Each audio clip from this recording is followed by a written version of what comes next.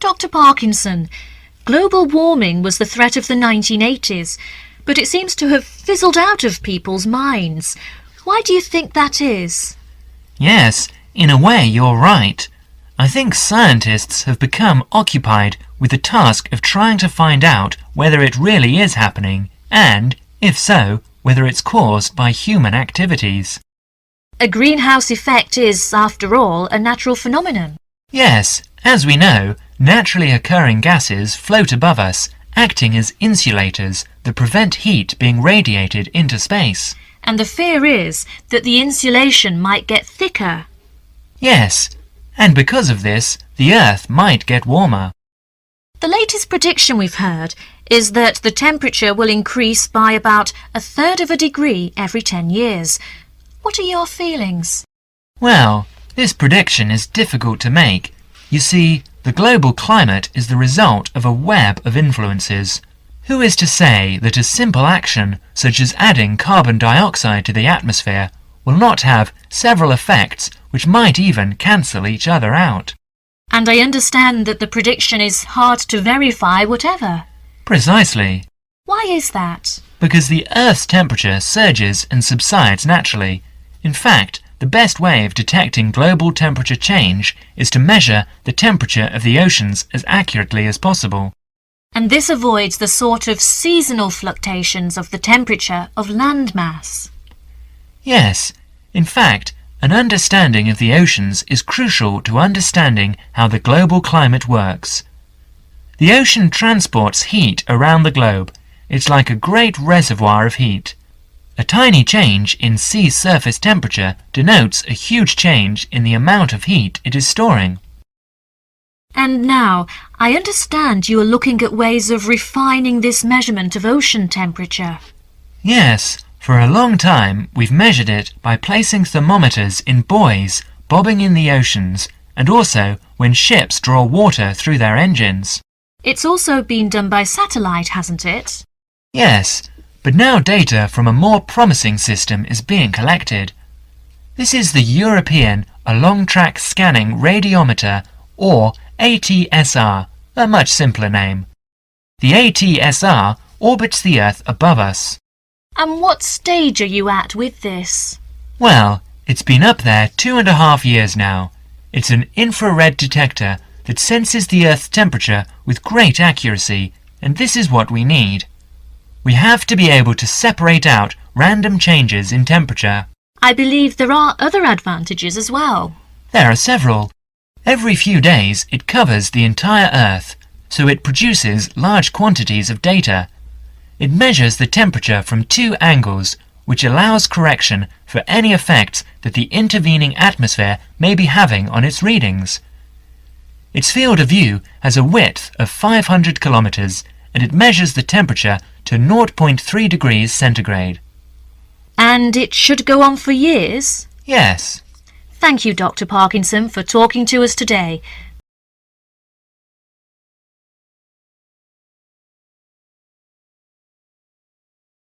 Good afternoon, Professor George.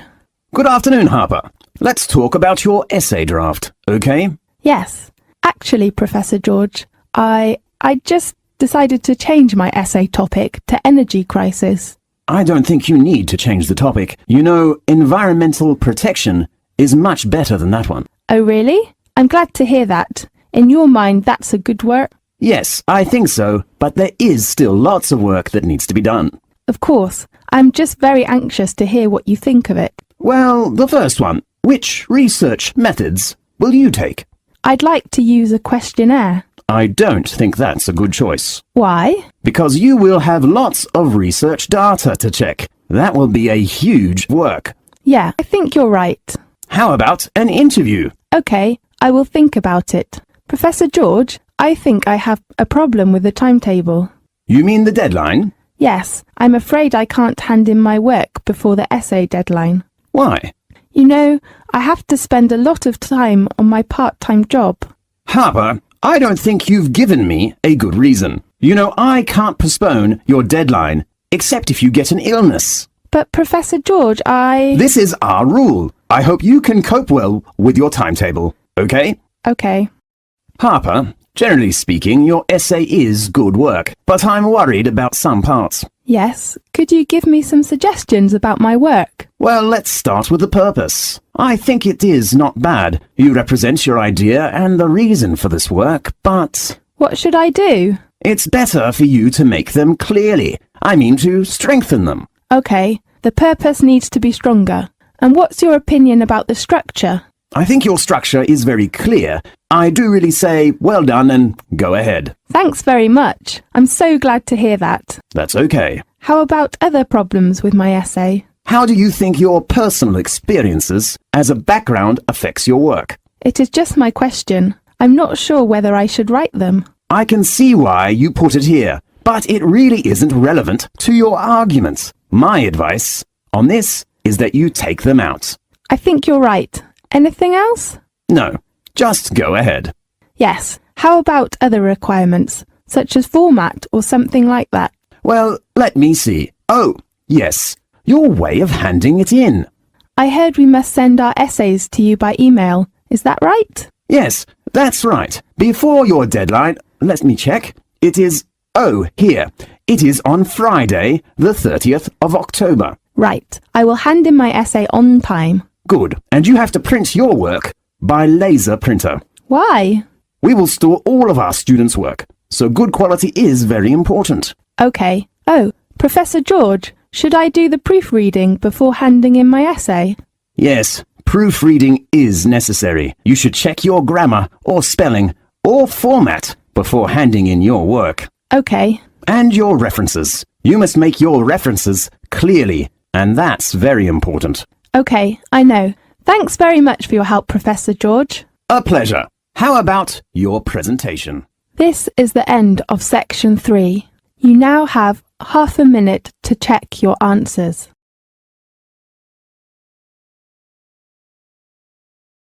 Welcome back to the new term, Martin and Amanda. I hope you've had a good break and that you're looking forward to writing your dissertations. In this tutorial, I'd like to give you the opportunity to ask questions on writing the dissertation, such as requirements, dates, and who to see when you need help.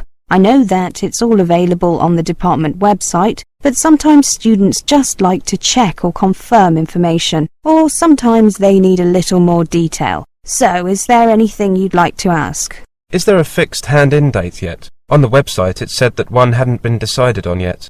I'm glad you asked that question. I just heard this morning that the deadline has been decided and it is the 28th of May. That's a week later than we had originally planned. What about the word limit? The website gave a very broad range. What was it, Martin? 10,000 to 20,000 words? I believe so, Amanda. Well, I believe that was a typing error. It should be 10 to 12,000 words, but feel free to write a little more if you need to. However, make sure that your dissertation is at least 10,000 words long, not including the contents, references, and bibliography. Right, thank you. And we can choose any topics we like, can't we? Any from year 3. And do remember to get your topic approved by your personal tutor. Oh, that's me, isn't it?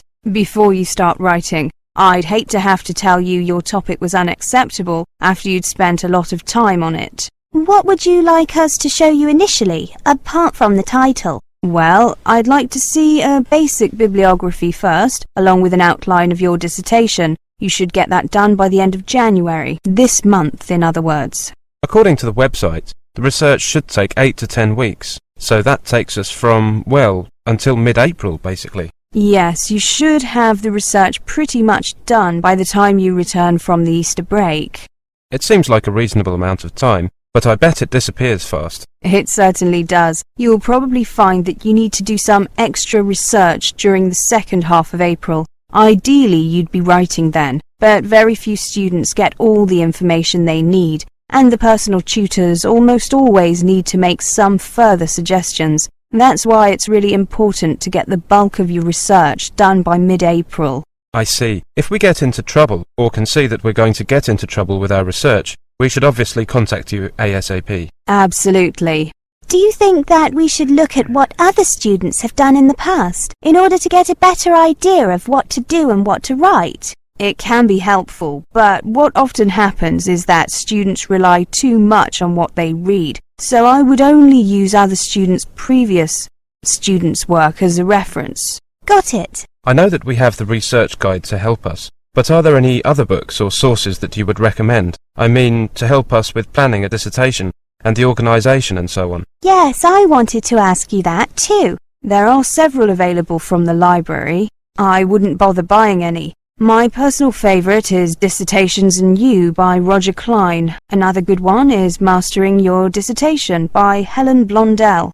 There's a book about research techniques. What's it called? It's something simple like Research Techniques for Dissertations. The author is Helen Trailforth. Oh, I know. It's called Dissertation Research Techniques. Very good book. There's more than one copy of each of those in the library. One is for reference only, and you know about the recall system if a book is being borrowed by someone else and you want it, don't you? Yes. Good, very good. Anything else? Well, now that you've mentioned research techniques, I've got a question. Questionnaires. A good idea, Professor. The general consensus is that they're not very helpful, though some prominent researchers beg to differ. Clear them with me first if you decide to go ahead and use them. You see, you need to be very careful about the questions that you ask and order of the questions. Questionnaires very often lead people towards giving certain answers rather than getting at their true feelings and opinions. Martin, anything else? No, I'm happy. Thank you, Professor. Yes, thank you so much. My pleasure.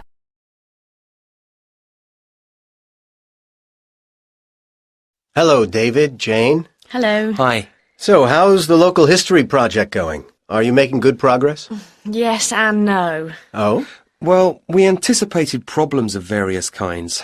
None of the group has much experience of collaborating on projects, but we spent some time discussing how to go about it and thrashed out what seemed a useful approach. But it seems that Jane and I are the only ones actually following the plan. That's meant that the whole project has been lacking coordination, and so we've fallen behind our schedule. I see. That's tricky. Yes, it is. We felt that the targets had been defined, so we'd all know what to deal with. But looking back, we probably should have really specified individual responsibilities. As it is, we only have a loose sense of what should be done by who. Well, this is quite a common problem, actually. I take it that you've had enough group meetings, so you're looking for an effective solution. If you go to the Resource Center, I think you'd find the advice service they provide there helpful at this point. Thanks. We'll go there later. On a specific note, I think we've got carried away with recruiting people to interview at the expense of building up the reference section, which I don't think is going to be solid enough. Do you think that'll be a major problem? I'd have to see how much is there to be sure. But, well, you'll have to be pragmatic at this point, I think. What you'd better do is ensure your methodology is really strong, so at least you can't be faulted on that front. Then, if people challenge your results, at least you've carefully reported how you reach them. Do you see what I mean? Yes. So? Yes, I think one resource in relation to that we haven't exploited as fully as we might is the internet. I've taken a lot of journals off the library shelves to go through, but actually there are websites where you can call up lists of approaches or data sets really quickly. I think that's a good idea, yes. Now listen to the rest of the conversation and answer questions 27 to 30. Now, let's think about the field trip and at least make sure that goes as well as possible. You're going to Cambridge on the 22nd. The Monday, yes. It's quite soon now. And in the morning you'll be traveling and then getting settled into the hotel. Uh-huh. But you need to get down to work after lunch, of course. Now, I've arranged for you to have a look at some useful visual material, especially photographs and old magazines and newspapers, which is included in an exhibition at the library in the university. That sounds like a good starting point. There's quite a lot on show, so that'll occupy most of the afternoon.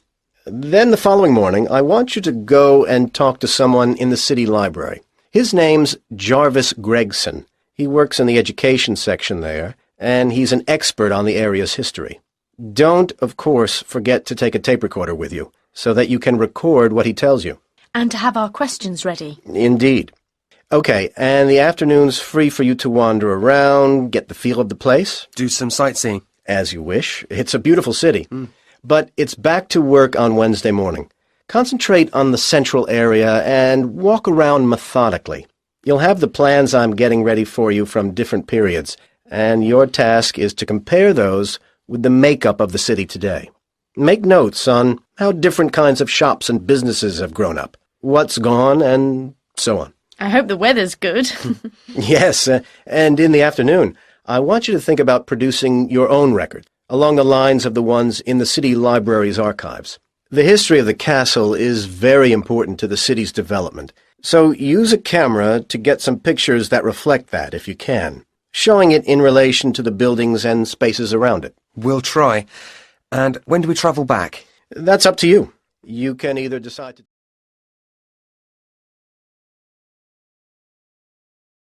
Come in. Ah, yes, Stella. Is Phil there too? Good. Come on in. OK, so you're here to discuss your research project. Have you decided what to focus on? You were thinking of something about the causes of mood changes, weren't you? Yes, but the last time we saw you, you suggested we narrowed it down to either the effects of weather or urban environment.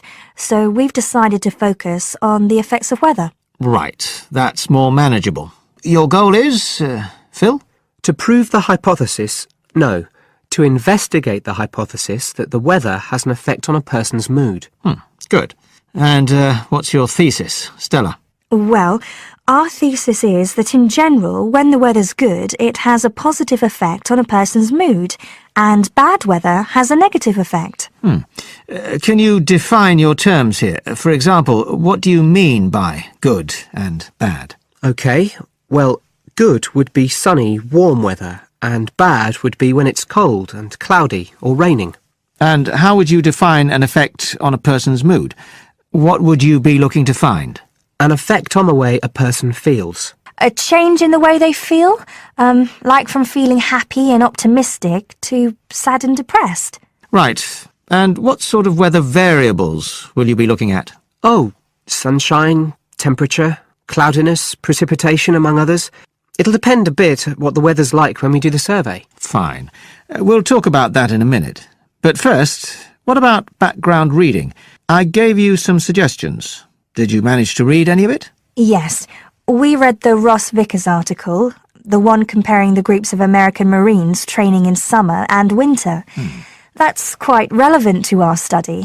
It was interesting because the Marines who were training in the cold winter conditions tried to cheer themselves up by thinking of warm places, but it didn't really work. Yes, they were trying to force themselves to have a positive mental outlook, but in fact it had the opposite effect, and they ended up in a very negative state of mind. And we found some more research by someone who wasn't on the reading list you gave us, George Whiteborn.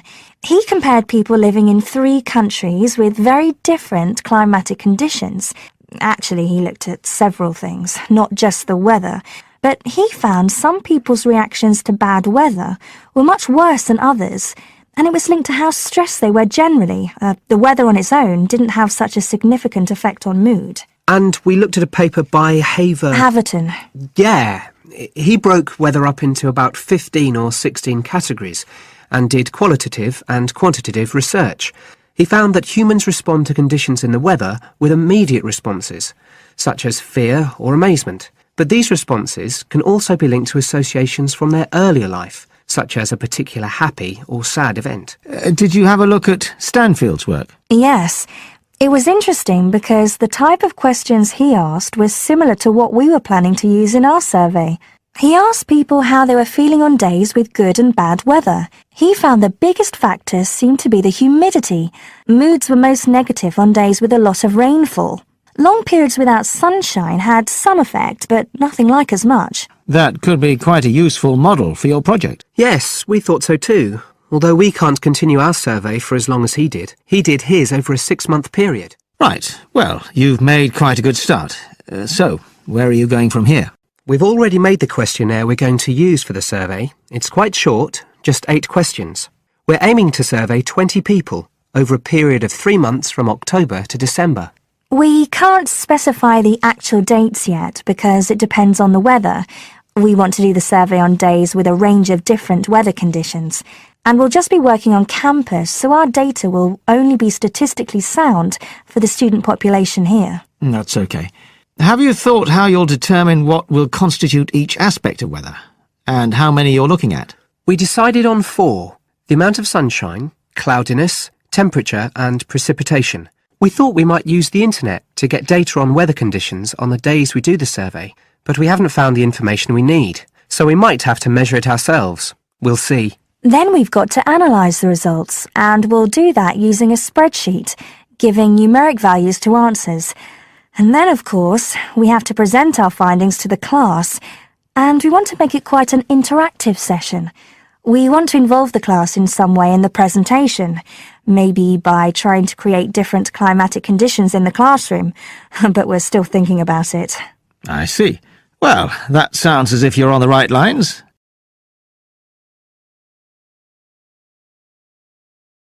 Hi, Professor Edwards. What's happening?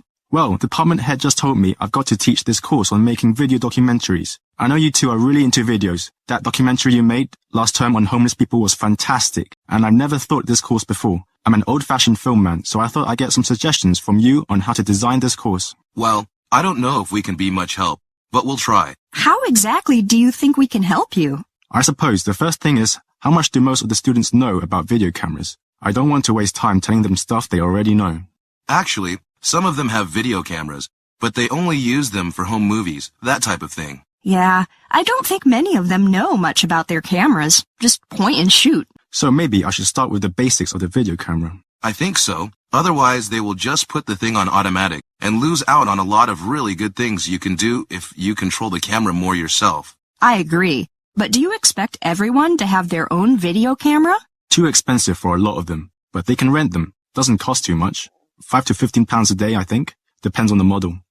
The thing I'm most interested in is getting them to plan their projects properly and be creative in their use of what they've got. Doesn't the film department have some cameras students can use? I checked that out. They've only got 3. Probably not enough. Do you think they need broadcast quality cameras? You know, 3 CCDs, expensive stuff. No need. Single CCD.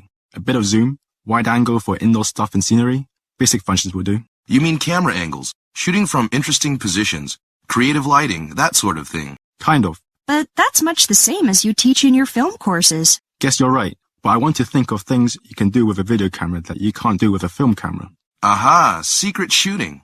Much easier to film people without their knowing with a tiny video camera than it is with a big film camera. Make a little hole in your pocket and off you go. And if you're not happy with something, you just erase it and do it again, if you can. Good point, but there's a question of privacy here. Is it fair to film people without their knowing? Unless you're a cop or something, I suppose it's not, but it's often the only way to get what you want. I don't worry about these things.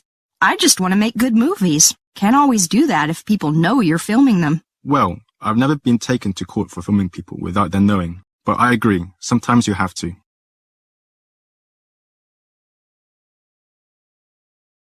Hi, Linda. Can you spare a few minutes? Hello, Matthew. No problem. I just wanted to talk to you about temporary work placements. I've never really thought there was a good reason for doing one. I've got some savings, so I don't really need the money at the moment. But I've had an email from the university about a vacancy that looks quite interesting. You did a placement last year, didn't you? I did, yes. In my case, I wanted to find out if I was making the right career choice before I began applying for permanent jobs. I thought I wanted to work in car manufacturing, but I wasn't sure, so I applied to Toyota. What was the application process like? Lengthy. There were a lot of different parts to it. The dullest one was a psychometric test. You know, when you have to answer loads of questions about yourself. And you're trying to guess what's the best thing to say. Yes. Then there was an activity that we did in groups, which I found really fascinating. Engineers are renowned for being a bit unsociable, but I thought we made a great team. And we had an individual task too. We had to sort through various business documents and prioritize them. It was just like what you have to do as a student, really, just with different content.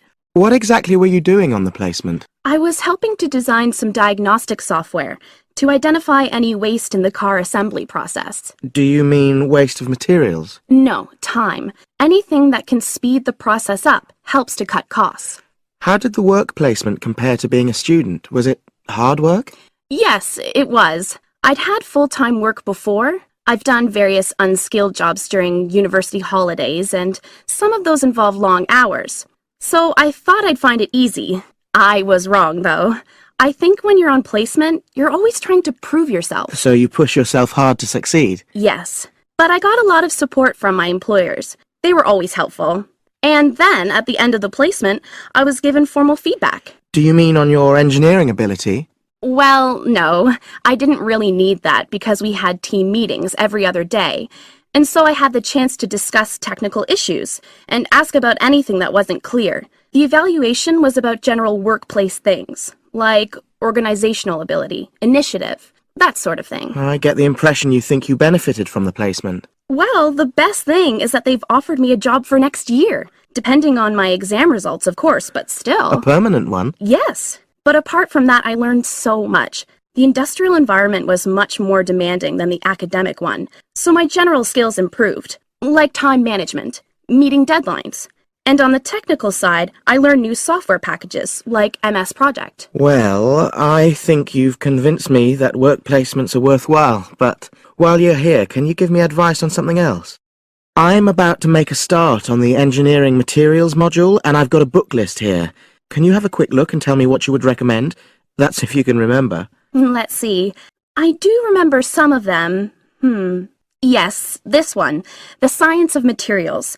I found the subject quite hard generally, but this book is very accessible, so it suited me. It doesn't cover everything, though. What about this one then, Materials Engineering? Oh, yes.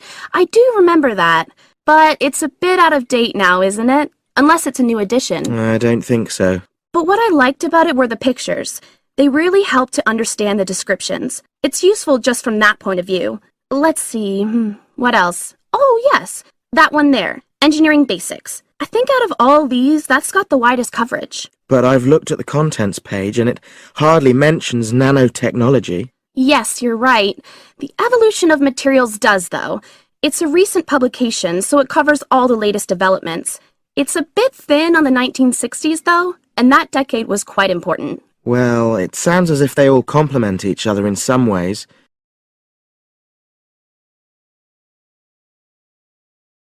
So, Brad, what did you think of the article on group work? Oh, hi, Helen. Yeah, it was pretty good, with helpful pieces of advice on how to make group work effective. I think we were lucky to be given such a straightforward text to present at the Management Skills Seminar. Yeah. Actually, shall we discuss it now? Have you got time? Sure. It's only a 10-minute presentation, so we just need to explain and then give our views on the main points raised in the article. I'll jot down some notes. Right. So, there are 3 main sections. I suggest we start with listening. Yeah, effective listening in groups, because it's not something that's frequently covered on courses in our field. No, and we should say that in the presentation. Yeah, and also effective listening's pretty simple, you know. I don't think it's hard to learn. Well, people think it's easy, but in my experience, most of us tend to be very lazy listeners. Okay, I wouldn't argue with that. Something I do think we should emphasize is the power of the listener's posture, gestures, etc., in making speakers feel respected. Not that you're just waiting for them to finish before jumping in with your own ideas. Uh-huh. Okay, right. The next section is on goal setting. Let's make sure we're clear what the article says on this. Yeah. Well, firstly, it says that all group members must be given time to explain their own goals. That's it, yeah. And then, did it say that the whole group should agree on common goals? That's a bit too strong. It's more that everyone's agendas should be equally acceptable. But it does say that goals have to be realistic, you know... Achievable within a particular time? You've got it. That's really what the article's saying. There isn't really any point in having ideals if group members know they won't come to anything within a reasonable period. So, I think a summary covering those points will be enough for that part of the presentation, don't you? Yeah. Now, the last section is about conflict resolution. Actually, I thought it was the worst part of the article. Me too. I don't think it went into sufficient detail on the issue. Actually, I thought it devoted too much space to it, but that it was all rather boring, you know? It didn't mention some of the more radical theories. Absolutely. I found that really irritating. Right, and also I think it could have said more about conflict sometimes being healthy in groups. Absolutely. It just mentioned rather glibly about how we should avoid thinking of winners and losers, and that quick resolution of conflict is always desirable. Without explaining what these terms mean? Well, it gives quite detailed definitions, but doesn't develop a proper argument. Right. So, for the presentation, I think we just give some definitions and then explain what we felt were the weaknesses in the article's treatment of conflict resolution. Yeah, good. So, let's think about what we have to prepare for the actual presentation. Well, I suppose we'll use PowerPoint, but I'm hopeless at using it, especially if it has any visuals. I really have to look into doing a course on it because I know I'll need it in the future. Don't worry, I'm quite happy using PowerPoint and I'll put it together when everything else is ready. That's a relief, but yes, do that later. Okay. Now, I heard the tutor saying we have to include some well-chosen quotations from the article. I'm not sure if we do. I'll email him to find out. No need, I can just have a look at the specs he gave us when he set the task. That'll be quicker. But the tutor definitely said we have to prepare a handout to go with the talk. I'm not really sure how we do that. Sarah did one last year. Who's she? She's doing the same option as me in marketing. I'll ask her advice on what to include. Great. So that just leaves the bibliography at the end. I suppose it'll mainly be articles. Yeah, so we'll just look on the web, and we can leave that till later. But we've been advised against that. Well, we could have a look through some journals in the library. I think we should start by looking through module handbooks. I think that'll give us some good leads. Yeah, you're probably right.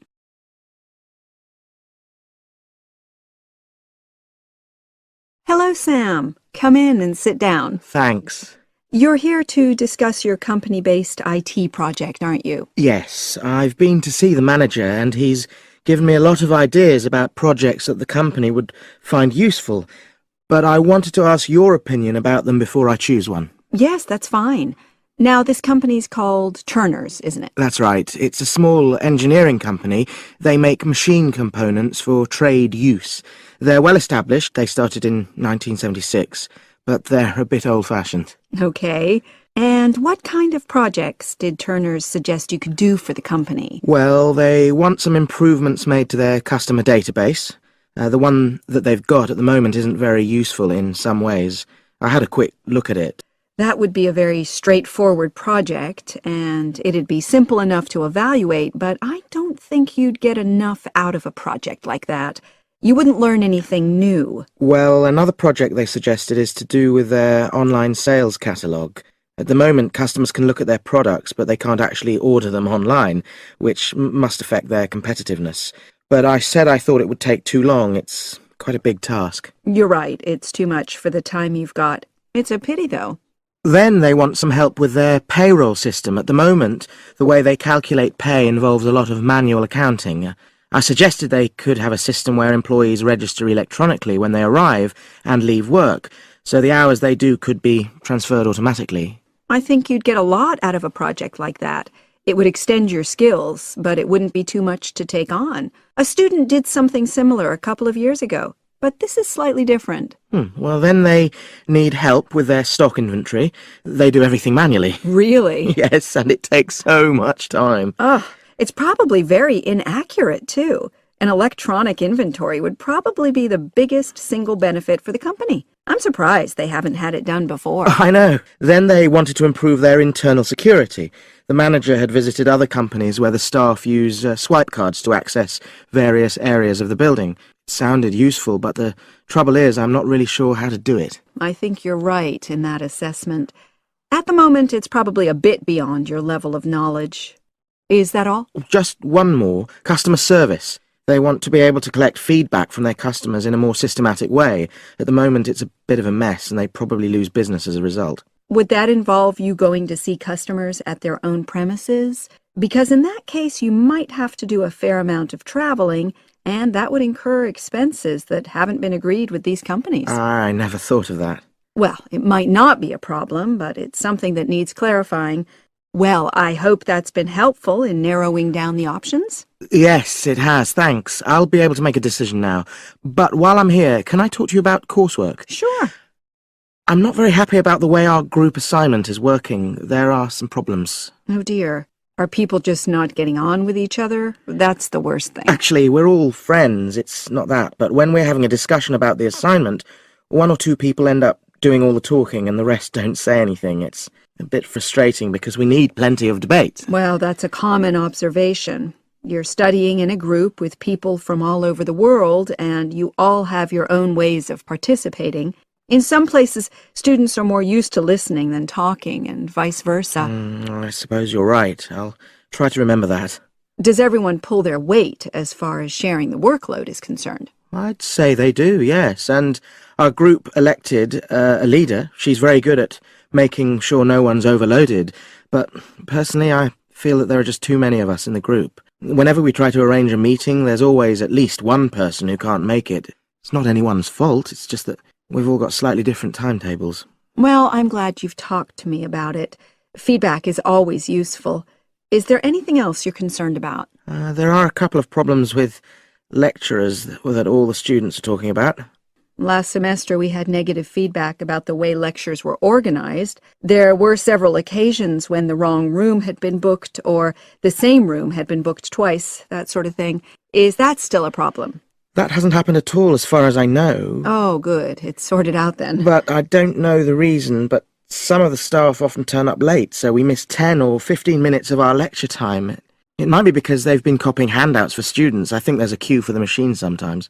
Well, I'll look into that. Thank you for telling me. Anything else? The other thing is that it can be very difficult to get to see a lecturer individually. They're all very supportive and friendly when you do manage to find them, but often they're not in their office, even at times when they're meant to be available for consultation.